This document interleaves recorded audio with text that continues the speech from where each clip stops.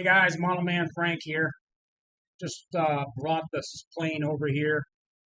This is the Japanese Zero from the incident we had uh, last week, and I'm bringing it up because I'm working on some components. As you can see, I just made a new bulkhead for this area, just bolting it. Now, let me just kind of show you what I've done to repair it. You guys already know what the accident was, and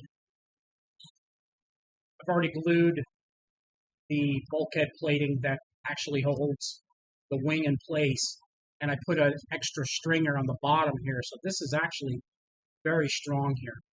What I'm doing differently is that this was a piece of balsa wood that was reinforced with ply from the very first accident I had.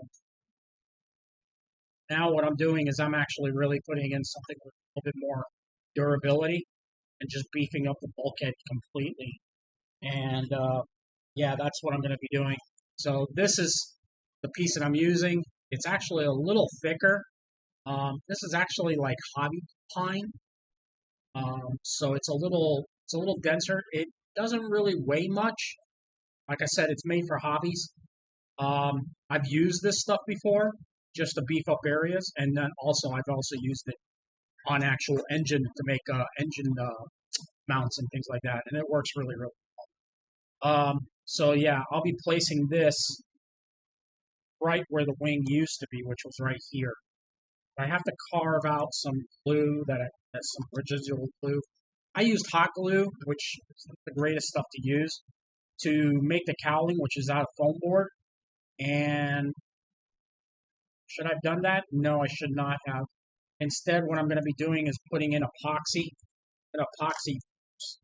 That's, I guess I can pull all this off. That just pulled off right now. This side too. So if that's the case, yeah, work.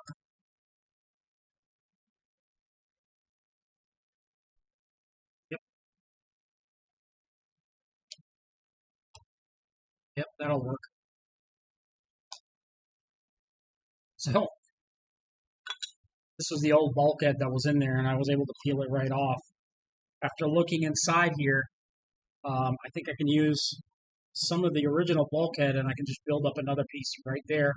That way it's not doubled up like this one is. Just slide another piece of bulkhead over there, and then I'll be able to glue this all in place. Then the next thing I will have to do is fix up plate where the battery actually sat, which was this piece right here, which I'll, instead of using CA, I'll actually use epoxy and epoxy it all in place. I got even some wood glue here. I can use that. So, but this is going back together really, really, really well. So, I think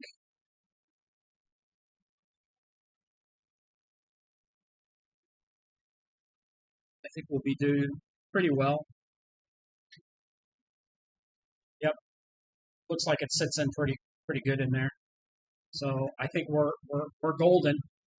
Just gonna finish gluing this part up here. You can actually see right here it's broken. See how that pops in? So I'll put that there, and then I'll put a bulkhead piece on the back side to kind of hold that in place. What I am going to change is where I put the receiver. This one, I'm actually going to put it right here where next to the servo, and it'll be on its own little plate right there. So it'll be out of the way and it won't be in the wing. So the problem that I was having is putting the wing on and it was getting in the way. So I think that's what broke right here was the wing touching this. But this will have its own tray right next to the servo. I think it'll be just fine right there, and I'll be able to fire everything up. So, but that's it for now. I just wanted to give you guys an update that the plane's being put back together. I do want to get this plane back up and flying within the month. And stay tuned because the Mustang will be flying very soon, and I have a video on it. One thing I did realize what I should have done was instead of bringing the plane in so quickly, I should have just kind of pulled back on the stick and let the plane kind of fall out of the air. Um, I just didn't do that. I should have gone around for another fly around, but I was low. I was low on battery, so I wanted to get the plane down as quick as I could. So when I did that, um, I went past the hill. I should have just aimed straight for the grass. That tall grass would have been enough to stop the plane. I didn't. Oh well. You, we live and we learn from our mistakes when we're flying. Never will I do that again. And next time, I'll try and flare it. When I get it closer to the ground, I'll flare it and see if it'll most likely go back up.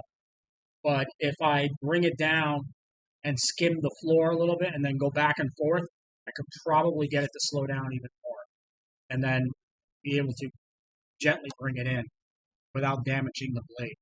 So, all right, guys, that's it for now. I'll catch you guys on the next one. Model Man Frank out.